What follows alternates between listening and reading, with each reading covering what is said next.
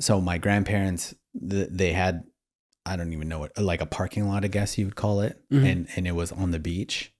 And then like local people would come and pay to park. And the beach wasn't like a sandy beach. It was all pebbles and rocks and tide pools. And so my sister and I, to pass the time, we would take a bucket, and she was really good at this. I would lose my patience after a while and just start maniacally jumping from rocks to a rock. But she would catch like creatures, like fish and stuff, with a butterfly net, and then put it in the bucket. And then at the end of the day, we'd take this bucket full of creatures up to my grandfather, and he would tell us the name of every creature in Japanese, and then we'd go back and let him go and That's awesome. repeat the process over and over again. I mean, that was like the ritual for the summer. So like that photograph I made was like in direct response to thinking about those moments of like, you know, craning my head down, looking into the tide pool, looking for creatures. Welcome to What's My Thesis. I'm Javier Proenza, and today my guest is Hiroshi Clark. I haven't had you on the show in like 4 years. Or in person. Yeah, no, I've never had you in person. That was my first attempt at restarting the show after COVID. And then I just got wrapped up with work. Right. And so I had to stop again. I stopped for like a year after that. But yeah, dude, it's been a crazy journey, but we definitely have had enough time that you've had like 2 shows that I know of since I last saw you. Maybe if we consider my thesis show, that's 3. That's 3? Yeah. Oh yeah. I don't think I saw that one, but I went to the one at, what was that place called?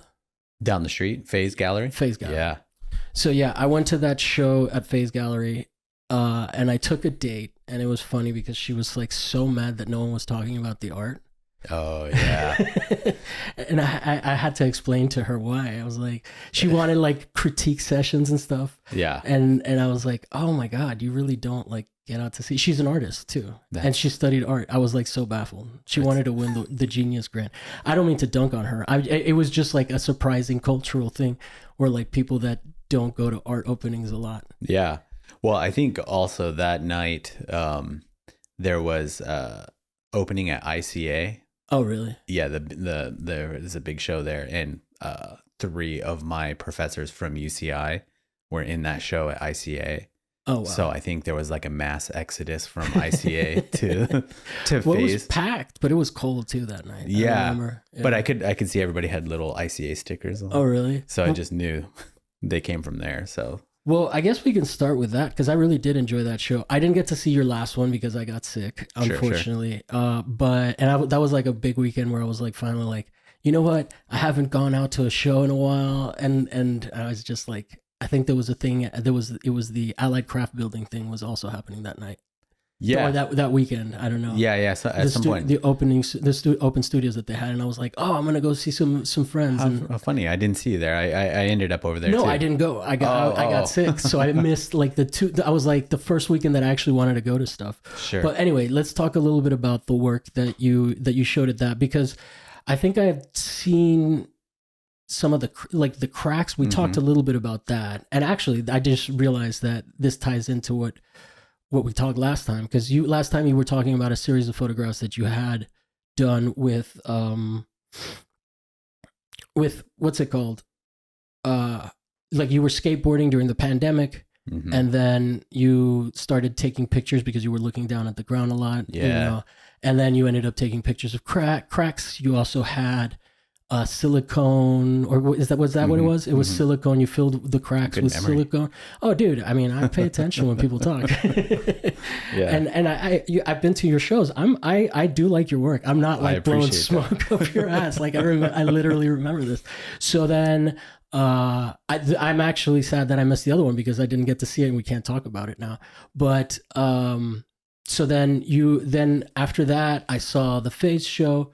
We talked a little bit about it, but what I liked about it is it kind of cemented the loneliness. Like, yeah. I don't think the asphalt pictures were as lonely by themselves, but then you had, what was it that you were photographing? It's all black and white. Yeah. Silver gelatin. Yes. The black and white images. Yes. There was actually one giant color image. I remember. Yeah. I right don't remember what that image was, but you had, sorry, go ahead. No. Yeah, I mean to take it back a little bit, so there was two bodies of work that were black and white. The crack photographs, I had actually technically shown them. For like the thesis? Or? No, from at UCI, my second year show. So, but that was like primetime COVID, so nobody was allowed to come to the gallery. Or you didn't show. That's how I got around that. Plenty of people show their work multiple times. For sure. And I'm not against that. That's that photographer rigor that's like subconsciously being like, well, or it's just like I'm constantly making or creating, so I'm excited. You showed the new stuff. I mean, by the time the even this last show went up about a month before, I was over it. Yeah. I'm ready for the next thing, but I got to follow through. But so that was the first time that I got to show that work, but also it was like the first iteration wasn't framed or anything like that. They were sort of loose prints on the wall. So it was nice. And they're these huge mural prints. So actually storing them was kind of an issue. So framing them helped. I'm sure. I don't know. Cause then it protects them a little bit. I mean, they're not flexible though. Right. Then it became like how to transport them. And we were just talking a second ago, I don't have a pickup truck anymore. So it was like, I know, renting a U-Haul to move these things sucked. Yeah. Renting U-Hauls sucks in general. Yeah. Like whenever you have to do that. Yeah. There's like, I don't know if it triggers like moving vibes in your mind and you just all immediately get anxious. Yeah. But yeah, if you have a pickup truck, it's a totally different vibe. It was a different life I lived. Much more relaxed. Yeah. So then, yeah, man. So that, well, I mean, if you're always moving on, do you find that your ideas are, oh, actually, let's talk about the more recent show first, I guess. Yeah. What was the evolution there? I didn't actually get to see too many images. It was at Fulcrum Press. Yep. Josh Shadle space. Yeah. Josh Shadle, shout out Josh Shadle, is somebody that I have known actually since undergrad, like really. He was at the Phase Gallery show. Yeah. He, a really good friend of mine from way back. And he moved into this new space from the old space. And I had actually shot a few portraits of him in while he was sort of constructing walls and cleaning up the new space. And we talked about possibly doing a show there, or he approached me about it. And it's sort of set up into two different spaces. So the front space is this is a newer space, right? The newer space, yeah. I haven't been to it yet. Oh, you gotta check it out. It's rad. I did used to like how packed that like balcony area used to get. Yeah. Yeah, this one gets packed too. In the same sort of way, but it's just like on the corner. Okay, cool. There. But the there's a smaller book space, or a smaller space dedicated to books, and then a larger space dedicated to larger shows. So we talked about me putting together a publication. We've kind of been toying with this for a few years, but finally sort of like, okay, let's do it. The publication he wanted to, or he approached me about, my thesis show, which is called Natsuyasumi, which means summer vacation in Japanese. And that show was sort of about like this idea of miscommunication or translation, like things getting lost in translation with my own mother. Mm-hmm. She's from Japan and I grew up here in America. We speak different first languages. And she's been in America probably. Who's got better? Did she have better English than you have Japanese? Yeah. I mean, but slightly. Yeah. And it's like she has a very, very thick accent still, even though I didn't know my mom had an accent until my girlfriend told me.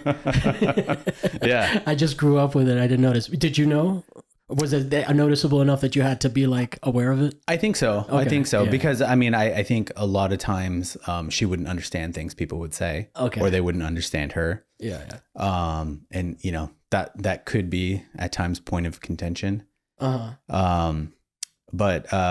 so I my thesis show was sort of like based off of, this idea of miscommunication, mistranslation, And then, I did a series of images and a couple of videos, or one video and a video of found footage of her doing a traditional Japanese dance, or practicing a traditional Japanese dance here in America from like the mid 2000s, that I found like an archive, a box full of VHS tapes. Oh, wow. And then started digitizing them. So that was cool. So did you selected images for the book? Kind of. So when Josh approached me about that, I think we just already touched on it earlier, where it's like the photographer thing kicks in, and I'm like, I don't want to show the same stuff again. Yeah. So, I sort of like did the next sort of natural progression from that show, which sort of became this diving into this family archive. And luckily my mother is sort of like I wouldn't call her a hoarder, but she definitely saves a lot. Archivist. The archivist, there you go. Saves a lot. You don't need a degree. Yeah, there you go.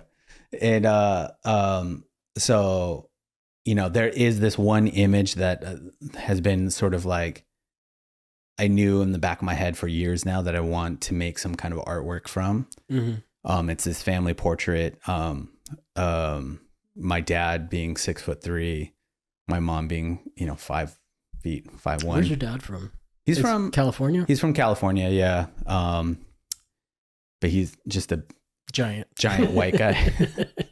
And my sister and I are in sort of traditional Japanese kimonos.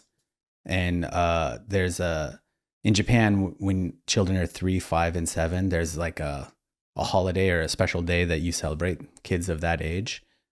And a lot of times that you go to a photo studio and you shoot like very traditional photographs, and they're not supposed to be smiling or anything. And that's kind of the only thing I remember from that day was like, don't look happy. Do not smile under any circumstance. Yeah.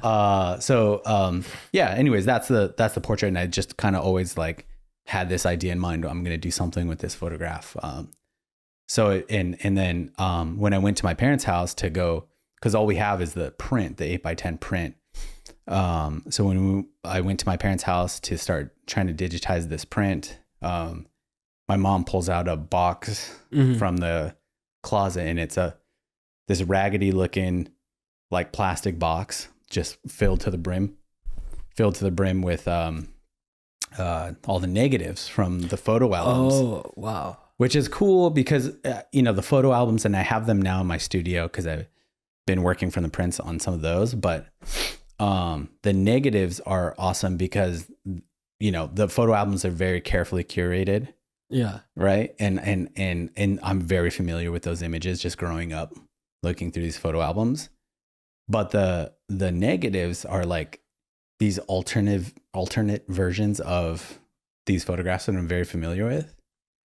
And even in the show, it's like there's 2 moments in the show where the photo that I'm normally used to seeing is not the one that made it into the show. It was actually the moments where the flash on my dad's camera didn't fire. Oh, wow. So you get this like sort of like blur, very saturated, I don't know, very sort of like it feels very emotional in some way. Yeah. Whereas when the flash fires, it sterilizes it a little more, I think. Have you ever watched La Jetée? Yeah. It's like totally. the unsettlingness of the eye that moves, exactly. Like the blur definitely adds an intimacy to like, you're seeing, it's almost like photography when it's like, I guess I quote it all the time, but the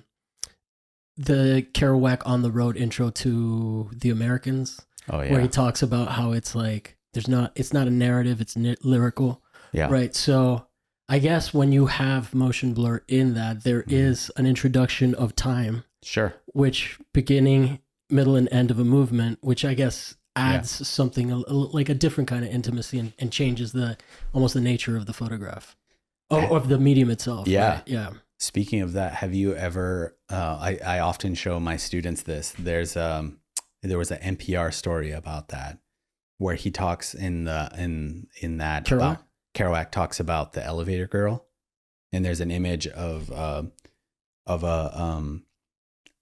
probably a teenager or something that's working an elevator in Miami, I believe.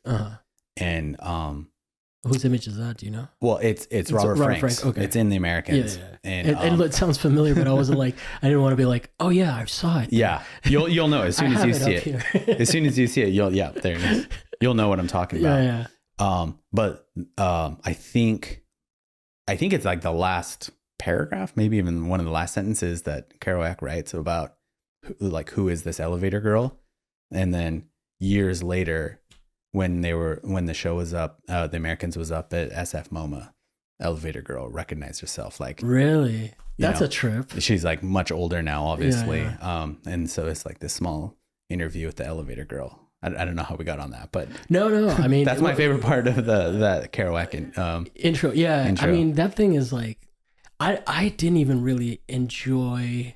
I'm with what's his name on with In Cold Blood guy. What's his name? We know who we're talking about. Capote. Yeah. I with his perspective, I say this. It's almost like a catchphrase that I have at this point that I say this, but I agree with him on Kerouac. Like, that's not writing, that's typing a little bit. Like I felt like after I read the whole On the Road, I never read Dharma Bums or any of that other stuff, because I was just like, this guy didn't really like absorb anything from this journey. He's just telling it. I know, and it's a style, it's very journalistic, but like, it always felt like, it just felt weird like that. Like, it felt like someone was telling what happened without telling like a journey that happened within it. But anyway, but that intro to the Americans is like, it's like photography lingo 101. Yeah. It's like, it's up there with like the best of Susan Sontag. Yeah. As a shorthand for people understanding each other. So credit to him. I mean, and I think that makes me realize what his intentions may have been.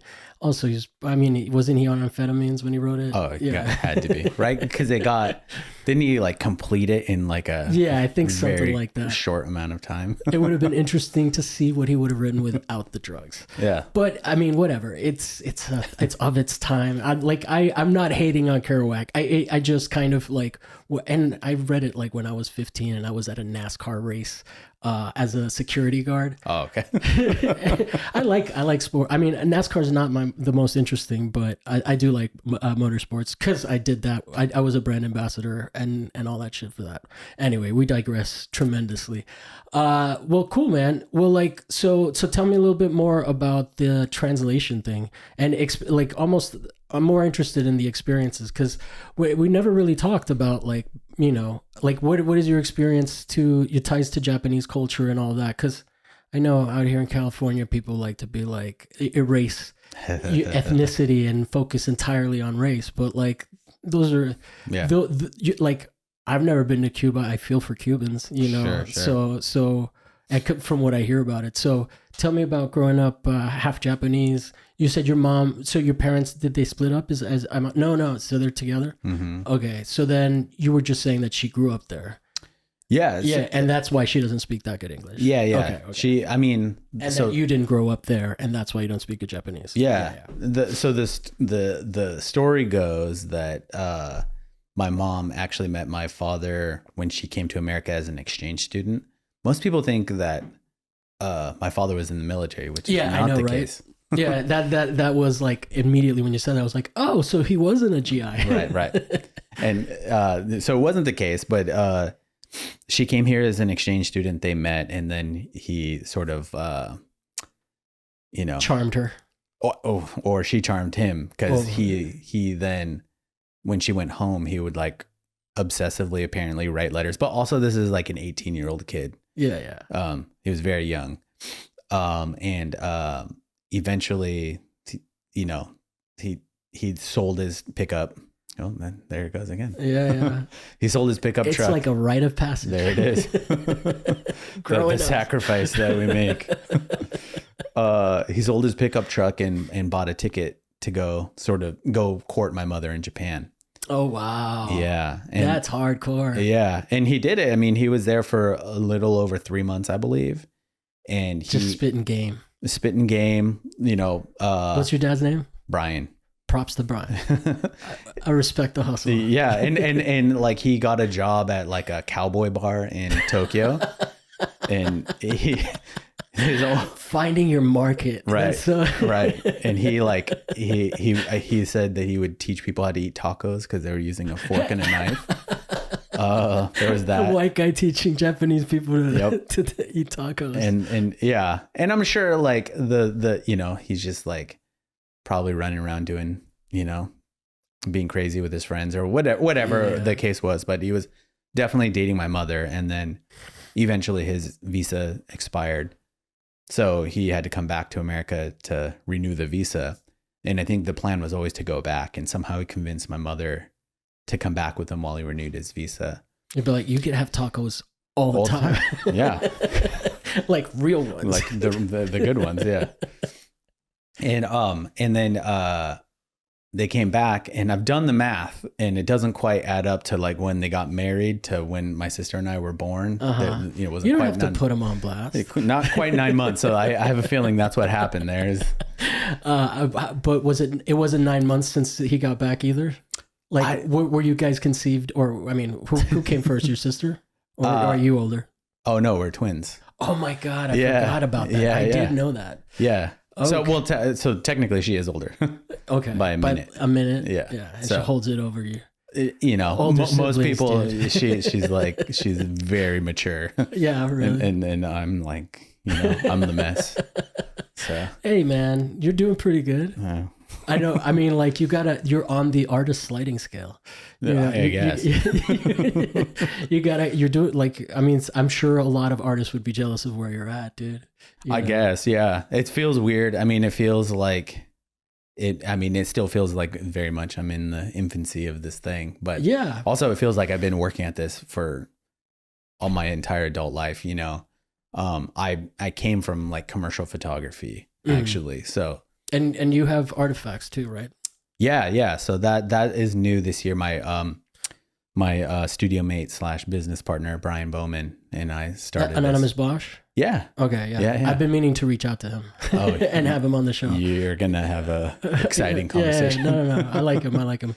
But I just haven't, like, you know how like you go in your cocoon and then you just like, whoever pops up on your Instagram and you're like, I want to talk to that person. Yes. He just recommend. But he kind of fell out of my algorithm somehow. Oh no. Yeah. Well, maybe he'll pop back in there. Yeah. Well, all I have to do is be like, hey, what's up? And he'll be like, first, all of his, like all 20 posts, Instagram will be like, oh, remember this guy? Yep. But yeah, sorry, you were talking about artifacts. Yeah. Your business partner. Yeah. It's like a very separate thing, but you know, as things go, we have to like, it's not wedding photography. I wish it was. Man, that sounds like a stressful job. I've actually like assisted on weddings. I've never like shot one like proper.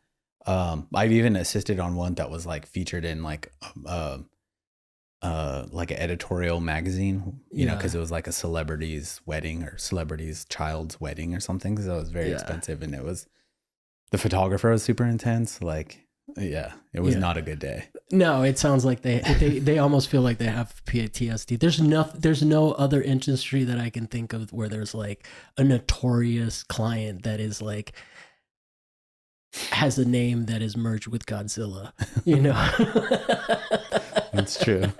Like, I think that sounds just like pure this, destruction. Yeah, and I don't put it on them. I think there's like a patriarchal element there of like putting all of your ambitions into one day that's your special day. Like, how crazy is that? As a guy, I don't think I'm like every day is my special day.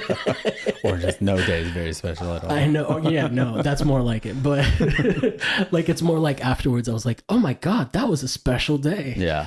But yeah, man. I mean, like if you're into weddings, I'm not like hating on that. It just seems like an intense job to be, because like everybody's expectations and they're all, you know, all the whole circling. I watched Charlotte Dobre, and there's a lot of content about that on she does like Bridezilla stories and stuff like that. It's very entertaining. Yeah. but it maybe is judging is clouding my judgment on how people are at weddings. But anyway, so what are you guys actually photographing? Yeah, so it sort of started out. I've always been like sort of documenting shows for friends, or like my partner. She's a painter, so I'm the official documenter. Documenter. And so and then Brian was a year behind me in grad school.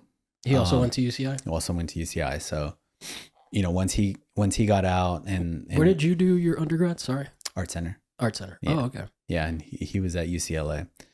And, once we got a studio together, in, downtown here, and it just sort of like made sense, like, as an alternative form of making money. Mm-hmm. Cause we got to do it. Dude, side hustles. Money is money. Yeah. Yeah. It feeds you. It's crazy. Yeah. I don't know. It's funny to hear you kind of almost like be apologetic about it. I think that's a very, like, I think that doing what you do, as an adjunct, like as a professor, and being in that academic world kind of almost shames that part of you. Yeah.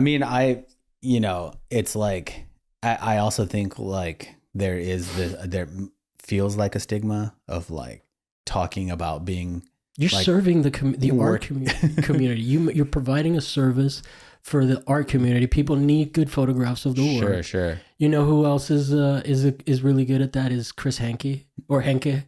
Like, he runs Pit. No, not the Pit. Gato Pardo.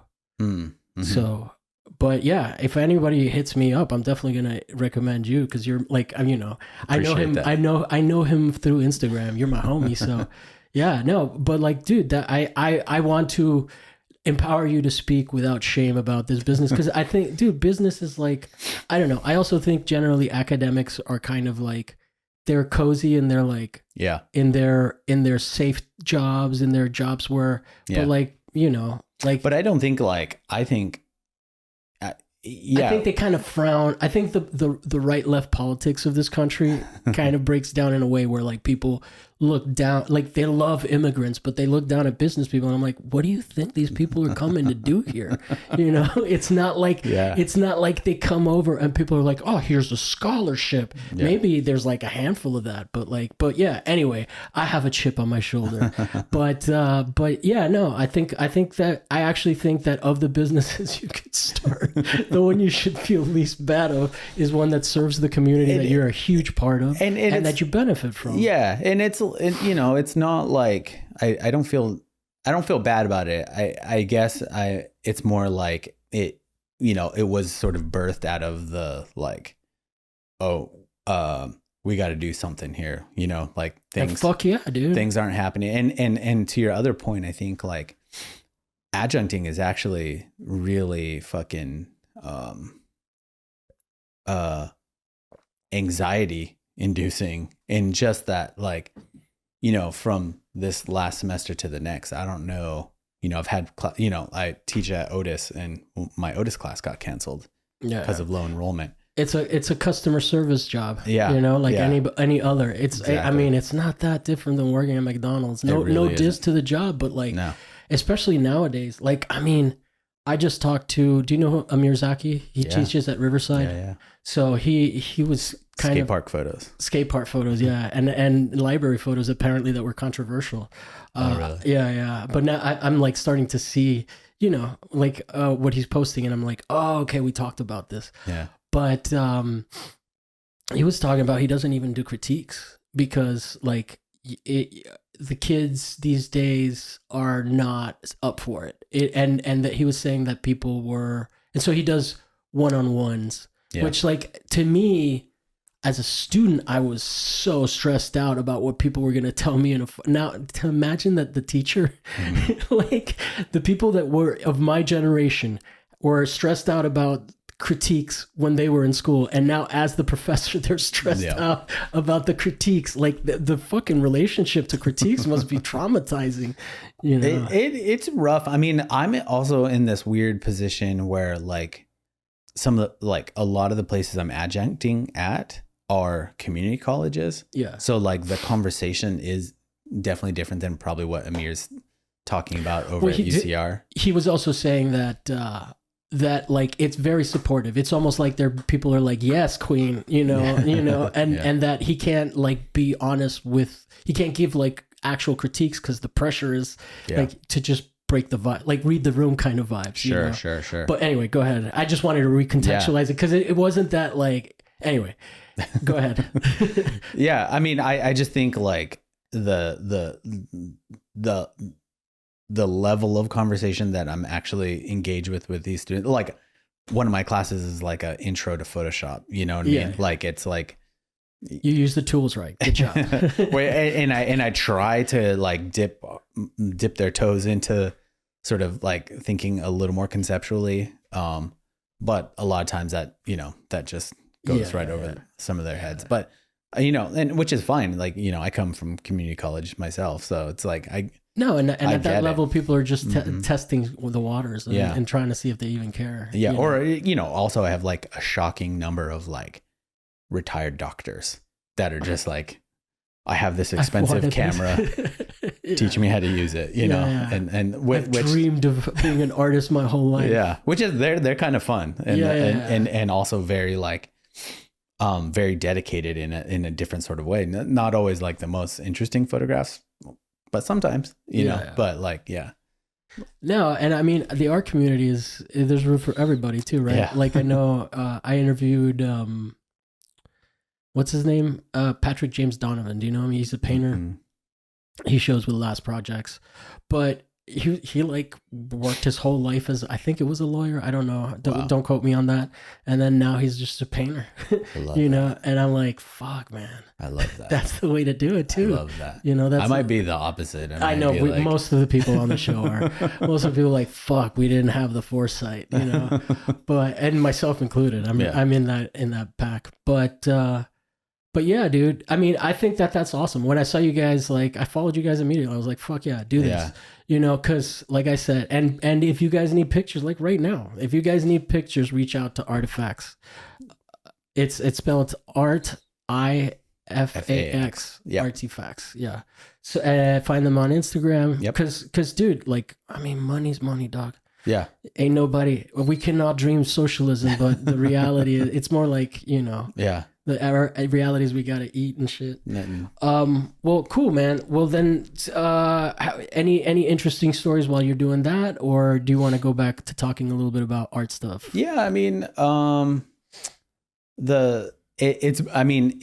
we're still probably first 6 months out.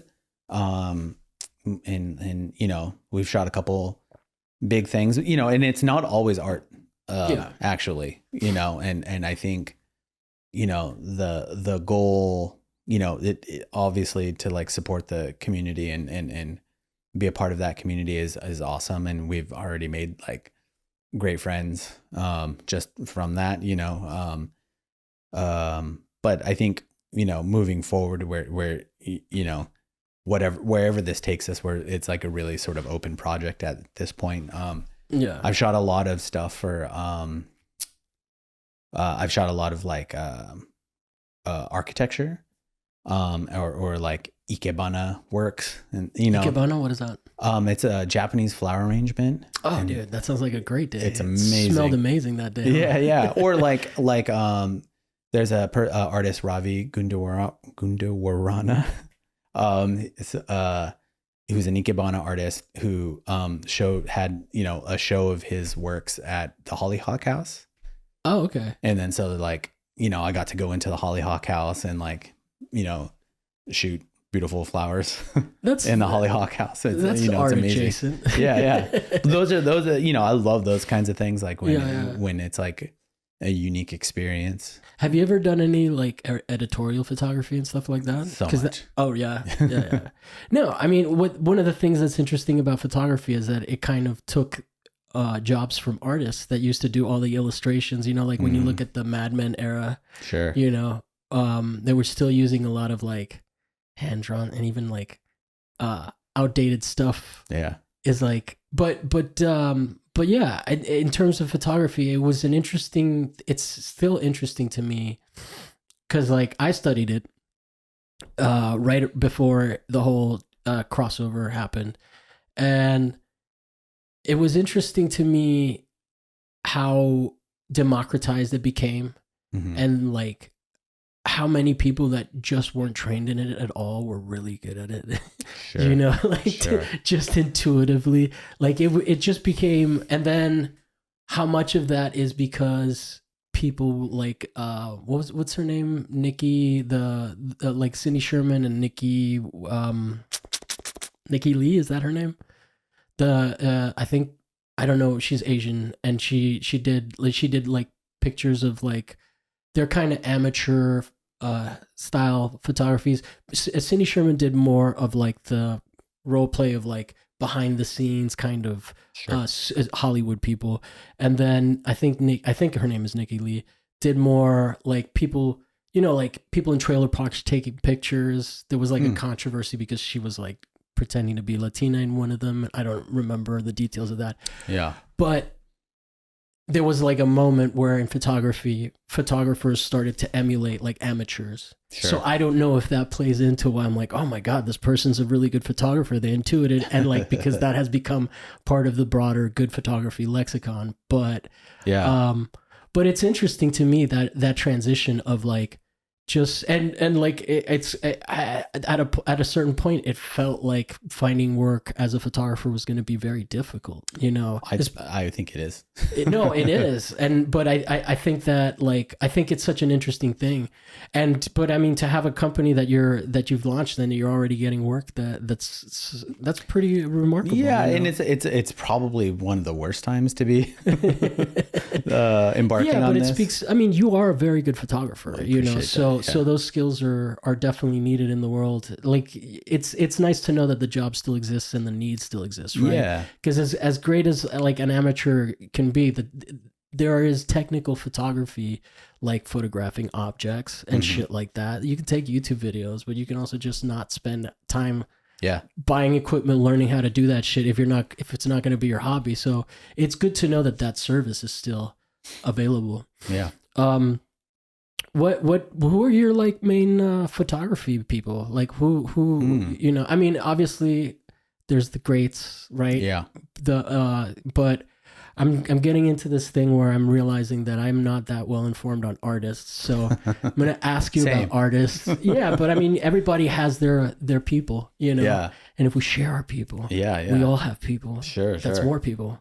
Like who? I mean, okay, for me, I guess obvious ones that I grew up like really liking that were past the,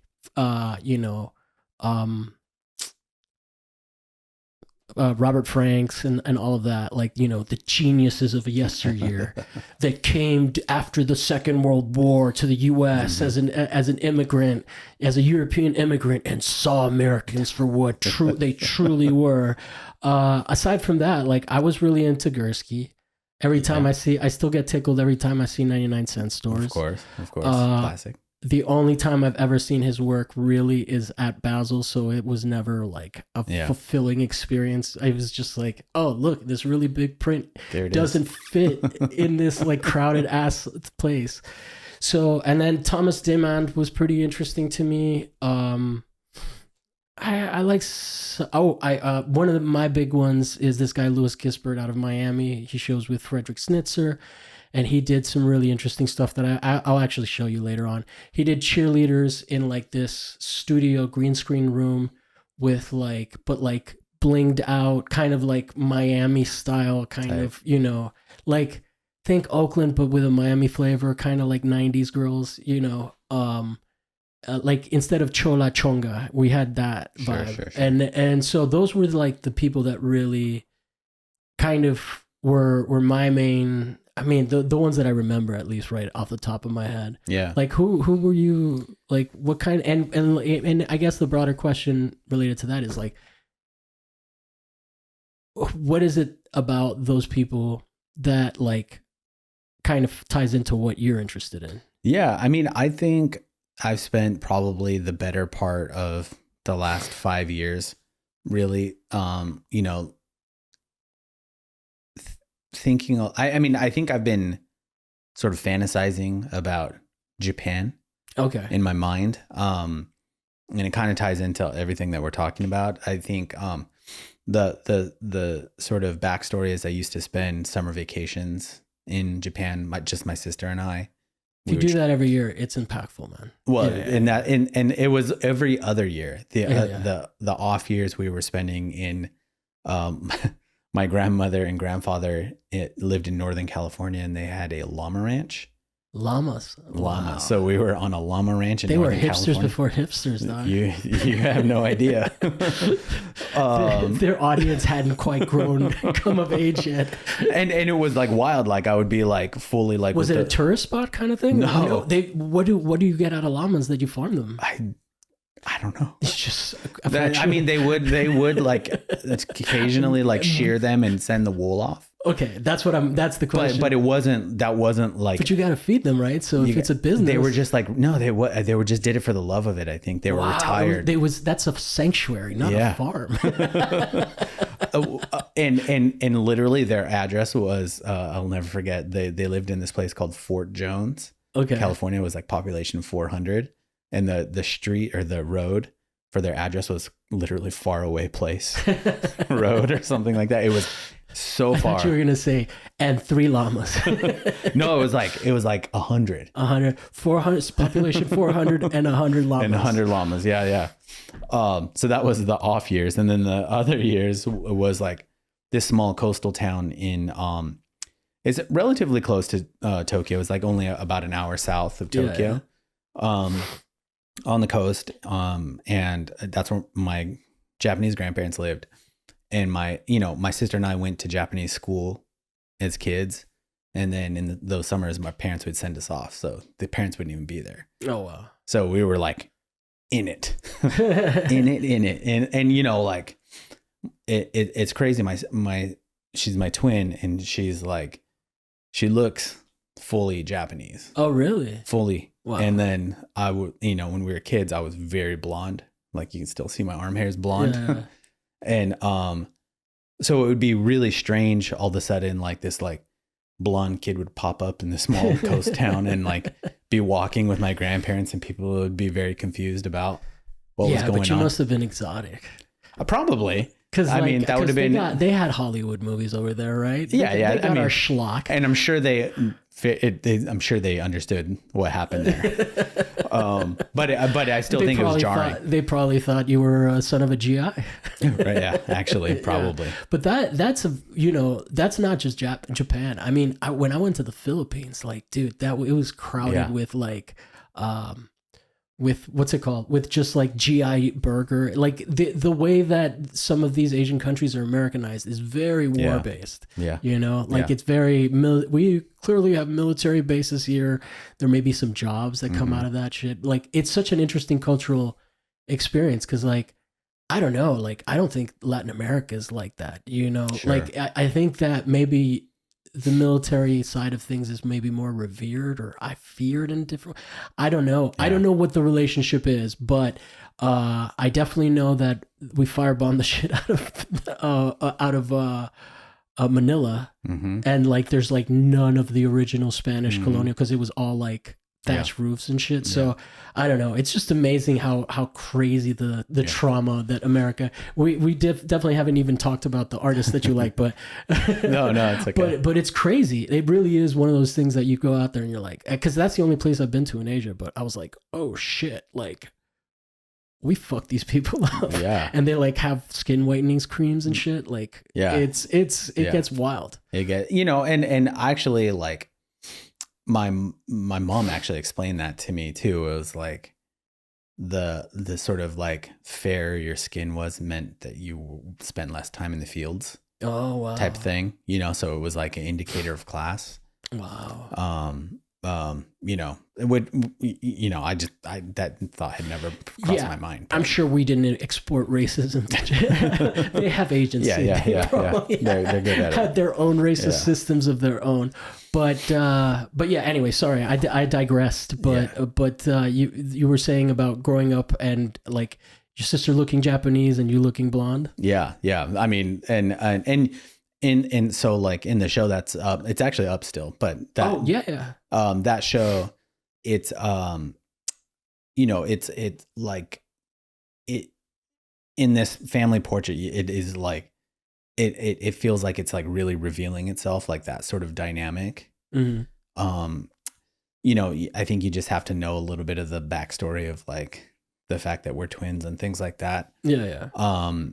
But yeah, we would spend the summer vacations in Japan and really learning the sort of like learning how to exist in that place. It was very different. Like we were sleeping on the floor. My grandparents, their business at the time was like customarily sleeping on the floor. I mean that's like just floor beds. The floor beds, yeah. Okay. And that was I mean it wasn't weird to us by any means because we had done it, obviously. Like, are the squat toilets in Japan? I watch Mr. Baseball. That's where I'm getting all my questions. Yeah. They're there. I mean, but my grandparents did not have that. Oh, did they have all the stereotypes? Did they have the ones that talk to you? They weren't quite that technologically advanced yet. That so much of my knowledge is toilet based.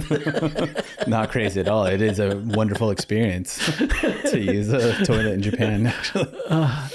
I went on a couple of days with someone that had one here in LA. I was like, damn, you got money. Whoa, crazy. Yeah. Anyway, sorry. Yeah, it's pretty standard in my house. Yeah. Oh, really? You guys have a fancy Japanese toilet? No. I'm like, that's classy. So yeah, that's crazy. So what was it like over there? Like for you, like what I remember as a kid, like Kinder Surpresa, like the Kinder Egg wasn't in the US yet. We didn't have like Kinder Bueno over here.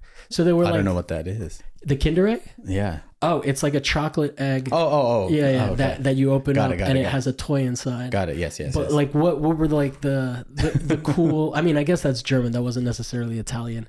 But what were the cool things that like as a kid going over there, you're like, fuck, I can't wait to get myself some like Kinder eggs and just funny. Play all the toys together? I mean, I think because it was the 80s and the 90s when so it's all American shit. No, it was all Dragon Ball, dude. Oh, really? Oh, that's right. Yeah, you guys had culture of consequence. Yeah. Italy hasn't made like anything really that important since like the Renaissance. I'm kidding. That's funny.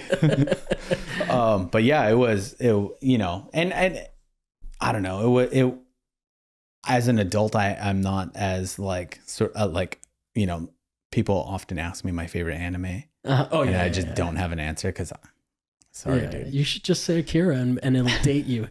Well, I've only actually watched Evangelion. Oh, really? I mean, that's enough credit for me because Jesus Christ, I never got into it. Yeah. Intense. It's intense to watch a whole show knowing that it's going to disappoint, that the creator's going to lash out at you. And that's how it was set up for me. Yeah. And you still enjoyed it? Yeah. All right, I'll give it a shot. Yeah. It is also weird that they're like little girls. There's some moments that gets really hard. Anyway, but it doesn't have to be like a cultural phenomenon like that. Like, what was there anything that was like really cool that you were like? Because that was the crazy thing to me. Like when I was over there, I like as a kid. I felt really cool that I saw the Teenage Mutant Ninja Turtles movie first, right? Sure. Like before it got out there and I got to tell everybody, it's like, yo, this movie's coming. It's going to blow all our fucking minds. but I don't know, like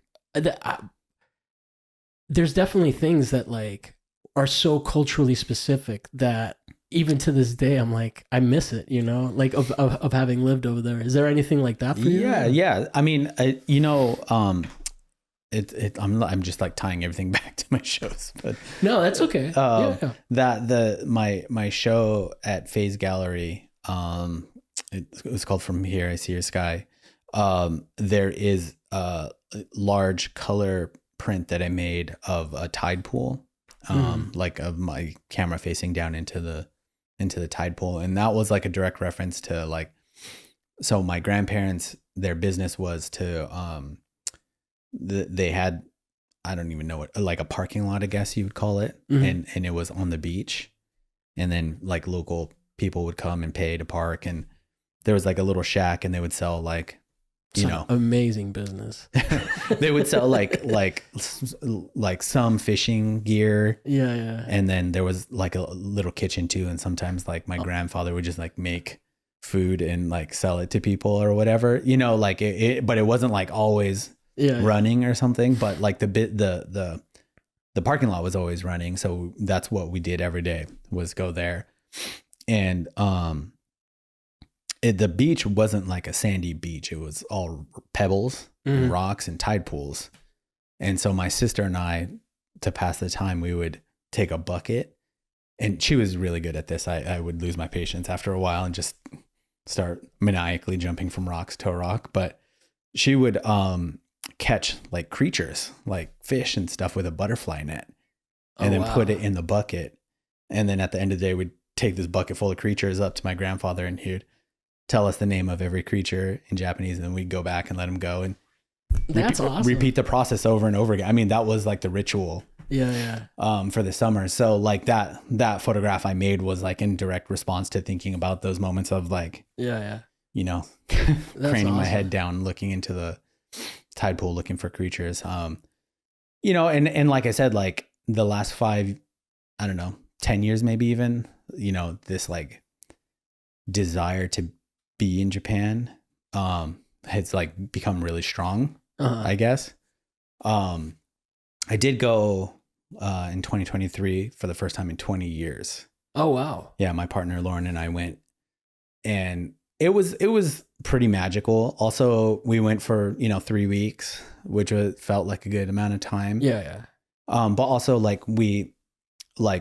beach that I'm talking about, where we spent all this time, it's not there anymore. Like the parking lot and everything is not there anymore. But directly next door to it is a hotel. So we got to stay in the hotel and like, kind of walk around the beach and like, shoot some photos or whatever. It wasn't really about like trying to make art or anything. It was just like, going sort of back, reconnecting to this pilgrimage thing. Yeah, there you go. Yeah. That was really beautiful. And we did other things too. Like, she makes paintings out of paper, like mashed up paper. So we went and did like a paper making, nice. Sort of like, washi paper making. I don't know what you would call that. Like sounds like an amazing date. Yeah, it was amazing. We took like a 2-hour train from Kyoto into the mountains. Oh my God. She must have been like looking at you with, what is it called? Adoration. No. Enamored. Sure, yeah, I don't know. She booked it, man. I just went. Oh, then you looked at her. Yeah. She actually, I think she got like a small grant to go. Oh, nice. So it was paid for. But train trips are awesome though. Yeah, it was insane, and it was hot, but it was like in the mountains, and we got to this place that had been making paper in the same structure in the same building for 300 years. Oh wow. And they were like showing us the like process, and we like had booked it, and like, I thought like, okay, there's going to be a bunch of people. It was like literally her, me, and the person. Wow. And we're just like smashing bark, and like put you to work. That's awesome. It was really beautiful. And then we made these like 4 really big, beautiful sheets of paper. And that's awesome. They've been rolled up in a tube ever since. We don't know what to do with like these special pieces of paper that we made, but, yeah, it's just this weird, like not weird. I mean, it's just. Well, I think that like, I don't know. I remember watching that like, it's a fucking Tom Cruise movie where he was like a samurai or some shit. Tom Cruise is The Last Samurai. The Last Samurai, that's the one. And like, yeah, I mean, for all the problems that movie had of like, it's of the tropes. The one thing that plays that trope but does it well is Shogun. Did you watch that? Mm-hmm. Where like they fucking think he's disgusting. Mm-hmm. Oh, that's good.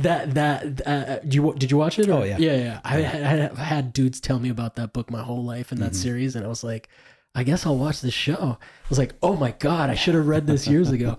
But But there is like, you know, like how over here people like do their own pickling, and like and like all this artisanal like wanting to go like that's a cultural thing out there. And like I think maybe in Italy, you know, like that culture exists very much in the food and in the raising of food and stuff like that. People are like over there, people are upset that anyone would suggest that they would eat bugs, like, you know, and are really resistant to it.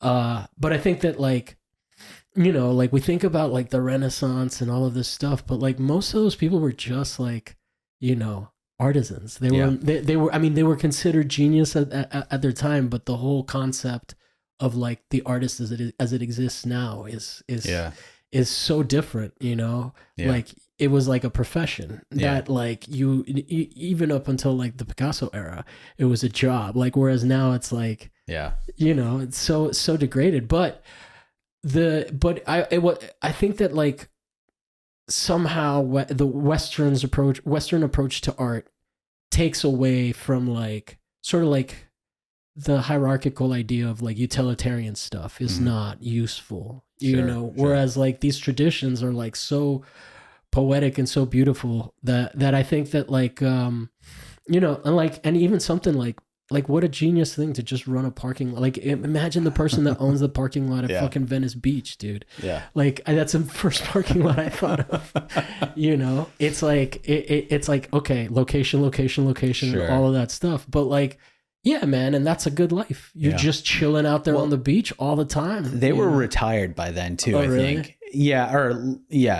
They were retired. I mean, my grandmother didn't bed and work. Breakfast. It's exactly that. So I mean, you know, like I said, the place doesn't exist anymore. But you know, but we could still go there and be there. I think to that other point that you're making, I think like the big thing that we found out, or I found out when I was there, was like there is all these crafts that exist, like paper making or knife making or ceramics or, you know, whatever. But they're like, it's like going away. Yeah. Cause the generation, the population is aging, you know, big time. And then like the generation now are not interested in this craft. So there's even like career opportunities for foreigners, I guess. Oh, wow. To go there and like learn the thing and uphold the traditions and stuff. So wow, that's crazy. I'm kind of like fantasizing about like becoming a sword maker. Just like fuck LA, fuck art. Yeah. LA is such an interesting place to live. Yeah. I love it. I love all the ambivalence about it, you know. Like there would possibly be more peace somewhere else, but who wants peace? It's tough, man. Yeah. It's tough. You know, and it's like it doesn't want you here. No. It's constantly telling me that. It's constantly like, get the fuck out of me. That's LA. You could have such an easier life. Yeah. Follow all those people to Idaho or wherever the hell they're going. If you were just rich or left. Yeah. And it's like the other thing too is like, you know, like I keep hearing, or like this Instagram page, it's escaping me right now, but it's like they just it's like a Japanese Zillow. Okay. And they're literally just posting these places that are like, for $40,000, you could have the most beautiful place you've ever seen in your life. Dude, you think that I don't think about like China and how they've like overproduced buildings, and I'm like, they must be cheap. Live in a fucking ghost town. Just get robbed every day. Yeah. No, that's okay. I digress, but I also don't forget. Tell me about your artists before we close out. Yeah. Like who are the ones? I mean, Nakahira was a Japanese photographer. Fukase, also Japanese photographer. It sounds like I'm just like fetishizing this thing. It's part of your culture, man. You're not a weeb. No, well, I do have to make that distinction. A lot of times, people think like, oh, I'm just like this white guy. But you know what, dude? I've seen pictures of you. You have resting Japanese dude face, like because I've definitely like you're definitely white presenting and white passing. But like, I don't not see it in you sometimes. I see your face and I'm like, oh my God, this guy's like an old, Japanese fisherman. I do find myself like standing with my hands behind my back looking at shit. Yeah. How tall are you? You're not your dad's 6'2". No, I'm 5'9". Yeah, 5'9". Right in the middle. But yeah. Their sort of like approach to, or Nakahida's approach to like like the not landscape photography, but the landscape or the cityscape, or and even there I have this book. I think it's the last body of work that Fukase made, and it was, funny enough, like photographs of fissures and cracks on the ground that he like hand painted the prints and stuff. I read a lot of like my God, it's escaping me again, but that's what sucks about podcasting. It's just you can't like search for it. Just give me a second here. The guy who did Woman in the Dunes, who wrote Woman in the Dunes, not the director. That's all right. I don't know, but it's comment down below. That's how we solve these. I think it's Abe Kobo, but I could be wrong. But I could barely remember Nikki Lee, and I'm still not sure, so it's all good. But yeah, I was reading a lot of his work, like the last few years. Woman in the Dunes, or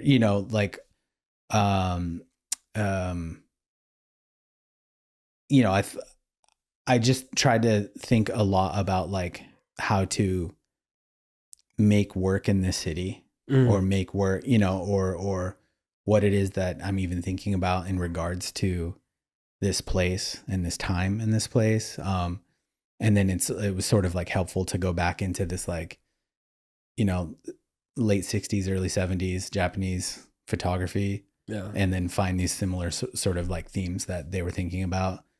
Specifically like Provoke magazine. I think we talked about that last time too. Provoke, yeah, I do think so. Yeah. So, I mean, I really, I've pulled a lot from that, and I think, this last show, it is like images from Family Archive, and like I had, it's a small space, not much bigger than this, so it was like, I wanted to stay away from like overhanging work in a small space, so it it's 4 prints that sort of like, the idea was like to turn you around, or four different moves within one space, but it still be of an archive or family archive. That was the sort of like conceptual move there. And so there was things like a enlarged physical airplane ticket that my mom had that she didn't use. Oh wow! Like when she was supposed to come back to Japan, to Japan, but she hung on to it, which is like, I don't know why. It's a momentous decision. So it could be in a show in Chinatown, full compress. But that was the sort of move there.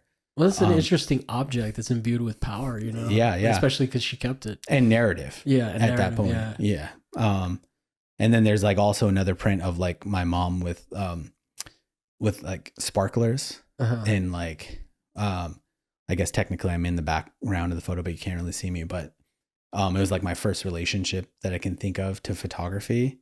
Oh, really? Yeah, because like I don't remember when the photo was made. I was like 1, so I don't remember the moment. But I remember looking at the family album at like 5 or 6, and just like being like terrified that my mom, because it looks like my mom's legs are on fire from the sparkler, and it's like that's like this moment that I will, you know what I mean? Like just oh my God, like it struck fear in me, this photograph. So it felt like important to put that, in the show. So yeah. Well, are you shooting street or like city stuff now? Because the stuff that we've talked about so far, I mean, the floor is city, but it's not. Is that it, like, just in reference to what you were saying about the artists? Like, is that what you're moving on to next, or you just mean it in terms of like the city as a stage or as a setting? Always that. Yeah. I mean, I think we're just like dipping back into the other conversation, but I do sort of try to like stay away from street Yeah, photography. well, yeah, we definitely talked about that. No, street photography has its issues, especially right now. Like, and the context was different for a lot of that stuff. You know, farm security and exchange, Sure. security exchange. What is it? Is FSA. FSA? Yeah. Farm administrative security. Anyway, whatever. We can do this off air. Cool. Anything I didn't ask you that you wish you had covered? You know, anything that I should have known to ask, but am not psychic. No, I mean the show Is up until when? is up until the 22nd, this Sunday. Oh, okay. So this is definitely not coming out. We're on Christmas holiday. Yeah. But the show came out with a publication as well. Okay. So the publication and the show are both called ADE 5720, which is a reference to a date timestamp in one of the photographs. Okay. The publication was designed by a good friend, Wyatt Naoki Conlon, and he did this beautiful thing. I mean, we talked a lot about the publication, how to lay it out. And basically when you look through, I'm sort of giving away the secret here, but when you look through the Spoilers. publication, you go one way, we'll call it the American way. Yeah. It goes, the layout is one way. And then as you turn it over and go the other way, the layout mirrors the first layout, and then they sort of converge in the middle. And then there's a bit of text in the middle. And he found this amazing like vellum paper to print all the images on, so they sort of like fade in and out as you're going through the publication. So cool. Yeah, the object, the book is really Sounds awesome. Yeah, it was really and props to Fulcrum Press for putting it out. And props to Fulcrum Press, yeah. And Josh Shadle specifically. We love you, Josh. We do. Even though I haven't known you since when did you guys meet? ICA or before? Art Center. Art Center. It was probably like 2009. Yeah. Something like that. But specifically Josh, and you've had Edward on here. Cushenberry. Yeah. So those are the homies. Yeah. Edward, Josh, and me used to work in the labs like over the breaks and like recalibrate all the enlargers and mop the floors, and it was just like that was our break job. So we got really close then. So yeah. No, I love all you guys. Yeah, cool. Anything that we can promote for you? Artifacts, I definitely want, like this is kind of like a peak opportunity for me, because I don't often have guests on whose services I can promote directly to the audience that I'm curating. So artifacts, please, if you guys need stuff documented, I can vouch for this man. He can shoot. And thank you. Yeah, and good luck to you with that. I'm very excited. I think that more artists should be business people and think of that and not feel shamed about it. Yeah, I agree. I think that is basically what you're doing when you're becoming an artist anyway. So having a side business to facilitate your art practice, if you don't want to be the kind of person who lives and dies by their creativity, is a fucking great way to do it. And it's like I spent $200,000 learning how to use a camera. Have you paid that off yet? No. I'm not even close, man. All right, so hire this man. Yeah. And then what? You're at Hiroshi Clark. Any underscores in there? No. Okay. Yeah. And at Artifacts, ARTIA or ARTIFAX, and anything else? The book comes out, is published already? Yep, through Fulcrum Press. You guys can probably pick it up through the website. Yep. And I haven't seen it, but I know it's good because I know what Fulcrum does. Awesome. And if you guys enjoy the show and you like our conversations, there's a few ways that you guys can help us out. You can subscribe, you can comment and answer some of the things that we couldn't fucking remember. You can be like, yeah, Javier, you're right. It is Nikki Lee. And even though you didn't say it in the moment, you're probably right that she's Korean. And then... or call me a poser. Call you a poser for what? What did you... Any Catholic in you? No. Where does that guilt come from, man? Next time you come back on, we'll explore that. We'll unpack that. And then, so yeah, like, subscribe, rate us 5 stars, and review us. That gets us more visibility. And if you really like us, you can help us pay the bills, because we do function at a loss at this point as well. We have overhead. And so you can join us. You can go to patreon.com/what'smythesis. I think that's how it's done, right? That sounds like a proper order of the things. Yep. I've said it wrong before. And for $5 a month and $6 a la carte, you can get early release episodes a week early. And we just had 2 people sign up. And so thank you to that, because that is now paying for my AI clip editor, which... Clutch. Yeah. Well, I mean, think about what it would cost me if I had to do all that myself. Mm-hmm. So yeah, thank you guys. We really love you. We really appreciate the support. It is touching when people like what you do. It's like a weird fucking thing, right? Yeah.